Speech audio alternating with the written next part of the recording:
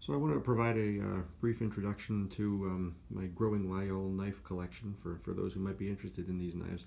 It's kind of funny, I always gently poked fun at people who collect things, and now ever since I fell in love with these Laguiole knives, I find that I'm becoming a collector too, so I guess karma's funny that way. Um, but anyway, I have four right now, and I'll probably be getting some more over the years, so I'll try to provide some updated reviews as I do, if and when I do. So the first one I got is this one on the left here. This is a 9 centimeter knife, originally made by Laguiole de l'Artisan. Um, the artisan is Laguiole, I believe that's translated.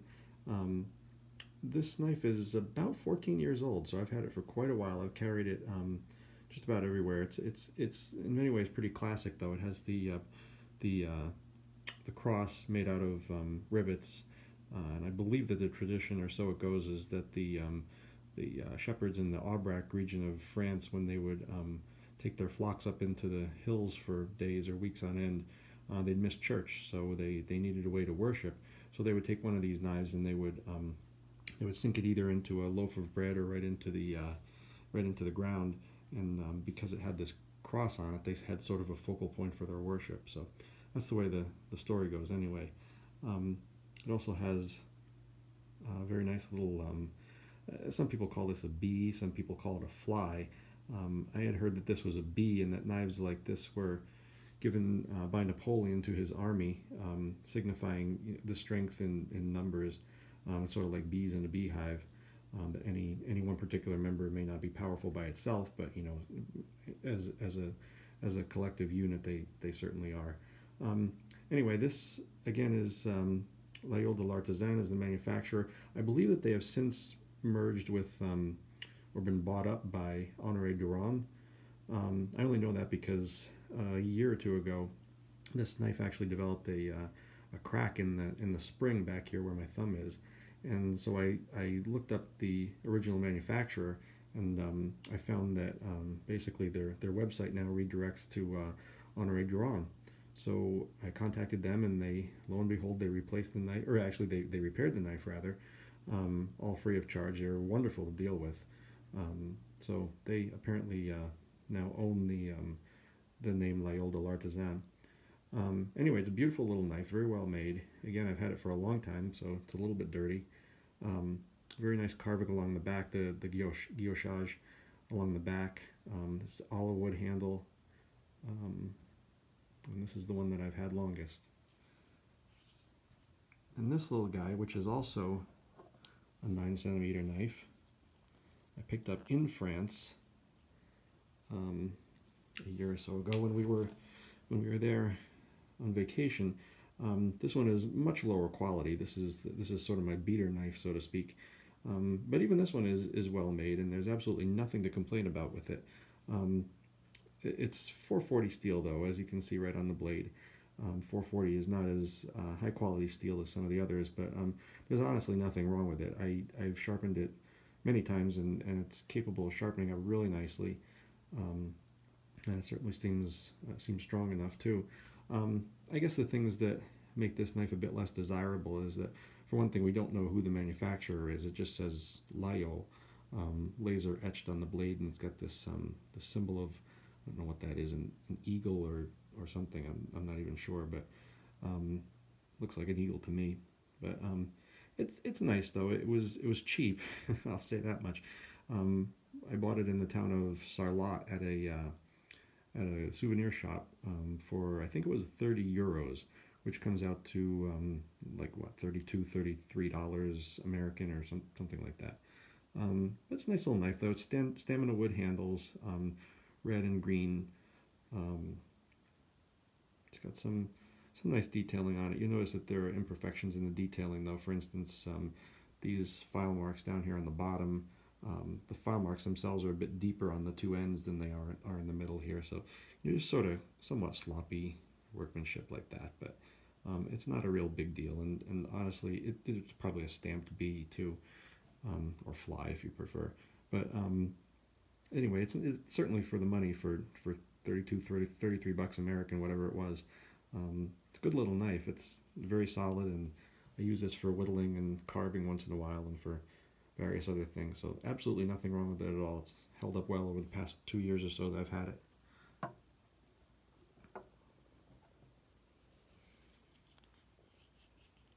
This one is by a company called Artisan Coutelier, um, and this one I had custom ordered. This one I really like. I asked them to chisel my initials onto the spring, which they did, and it came out really nice. This is a very fine quality knife. If you're wondering why the blade looks dirty, it's tarnished because it's high carbon steel. If you're not familiar with high carbon steel is great because it can be sharpened very easily to a very, very high level of sharpness, usually using nothing more than just a steel rod. But the downside of high carbon steel is that it tarnishes, and I knew this when I purchased the knife, and I bought it knowing that, and I was totally cool with it. And I'm still totally cool with it.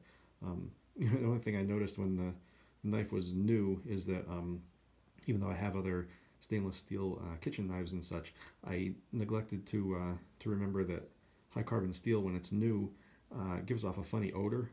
So for the first couple of months I had it, this knife is about a year old, by the way. For the first couple of months I had it, every time I would take it out or whatever, I'd sort of give it a whiff once in a while and think that it just smelled. It had that sort of weird sort of steel minerally smell, which I didn't care for. But thankfully that's finally worn off. And I like the high carbon blade. Some collectors prefer high carbon blades. They're hard to find though. Most people want truly stainless steel. But again, this has the shepherd's cross, a forged bee or fly if you prefer. The guillochage and the chiseling in the back are very nice. Attention to detail is really excellent. They even, I don't know how well you can see that, but they even chiseled the inside of the spring where you can't really even see. So that was a nice touch that they went above and beyond the call of duty, so to speak. I didn't expect that, but it's a nice touch. All in all, very well made knife. Fit and finish are quite good. This is walnut burl. I chose walnut burl because when we were visiting France last year, we were in the or almost 2 years ago, we were in the Périgord, and a lot of walnut trees grow in the Périgord. So I don't know if this handle was sourced from the Périgord, but in my mind it certainly is. So it sort of reminds me of our trip. One thing to note is that all Laguiole knives, or pretty much all Laguiole knives, they do not include a blade stop. So if you just close it like this, if I were to just let it go right now, it would just snap down, and it would the blade would come crashing down on the back side of the spring. Most of them do not have any type of a blade stop. So you just want to be careful. The French being the French, I'm sure that it's like that for a reason. I'm sure. I'm not exactly sure what the reason is. My guess is that if there were a blade stop, the blade would probably come to rest somewhere around there, and because of the shape of the tailpiece here, that the tip of the blade would get caught on your clothing or the inside of your pocket or whatever. So in order to avoid that, the traditional Laguiole design does not include a blade stop. So just be very careful. When you open it, they open it nice and with a satisfying snap, but when you go to close it, just be careful and do not let go of the blade until it's safely in its little pocket there. So again, this is Artisan Coutelier, and they have a very nice online configurator, by the way, that you can go and play around with, where you can choose your handle and you can choose your blade material and choose your length. It's kind of a nice experience, even if you don't actually buy anything from them. It's kind of fun to go on their website and dream a little bit and design your own knife. So again, this is 11 centimeters, nice length, sort of a compromise length. And finally, this is my newest knife. This is by walnut. This is a 12 centimeter knife. You can see this is quite a large knife. Again, I'm closing it carefully, but you can see in the hand and also as it sits in the pocket, it's a large knife. I mean, you know you're carrying something around with you when you carry this knife. It's big and it's heavy, so that could be either a good thing or a bad thing depending on your perspective. I think size-wise, for me, probably the best size is somewhere in the middle. On the end here we have the 9 centimeter knives all the way up to the 12 here. I think kind of my ideal knife is somewhere in the range of this one or a little bit smaller, which would make it like 10 and a half centimeters. I believe Fontenilla Pateau actually makes a 10 and a half centimeter Laguiole style knife, so that may be my next acquisition. But anyway, back to this one. It's a beautiful knife, very well made. Fit and finish are really excellent, with a few tiny little caveats I'll show you in a moment. But this is brushed stainless steel, 12C27 steel, which I really like the look of quite a lot. I like this better than the shiny stainless steel. I think it's just beautiful. One thing I really like about this knife is the attention to detail that you can see on the fly or the bee. This one I guess looks more like a fly to me, but whatever. And also on the chiseling on the back. The few imperfections, and again I'm really nitpicking here, but you can see right here at the end, this little black speck is I think what they did was they started another row of carving and then took it to the grinder and ground it off, and you still get this little vestige of a carving mark there. And the only other really minuscule thing that you probably can't even see is there's a tiny little separation right here. I can't even get my fingernail in it. Tiny separation between the bolster and the spring.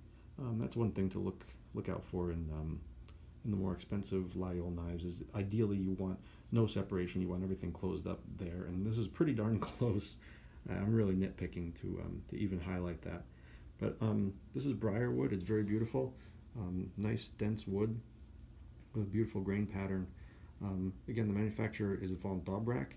If you go on their website, you'll see they have some incredibly expensive knives and some very exotic materials, including mammoth tusk, mammoth ivory, mammoth molar, some really exotic woods, lots of different really neat things that will cost you an arm and a leg. But this one was only about $140, I believe, and it's got a very nice pedigree. I like this knife a lot, even though it's a little bit big for my preference. But one thing I think is nice that they did is when you close the knife, you can see this knuckle here is a bit oversized. What that does is that when you open it, it gives it a nice snap, a nice decisive snap, and it really kind of keeps it from going anywhere. It doesn't actually lock it in place, but it makes it pretty stiff. I was talking earlier about blade stops. This one right in here, the shape and the angle of this piece that's not sharpened here, I forget what that's called, but you can see it kind of goes up at a steeper angle. I believe what's going on there is that there is almost like a pseudo blade stop, so that when you bring it closed, this piece I think is designed to hit, probably can't see it, but designed to hit the back of the spring down inside there. And in the right light you can see that there is actually a little area down there that it seems to land on. When I close it, I'm still not going to snap it closed just because I don't want to take any chances, but also when it's closed, if I wiggle the tip back and forth like this, I don't feel it scratching at all. So this may in fact have a rudimentary blade stop in this one, which is kind of a nice touch. I'm not actually sure, so again I take my chances I don't take my chances rather when I'm closing it, but I think this one does have sort of a rudimentary blade stop. So that's about it. If anybody else is irrationally addicted to these knives like I am, I will try to provide more reviews for you as I grow my collection. Hope you enjoyed it, and thanks, and have a good day.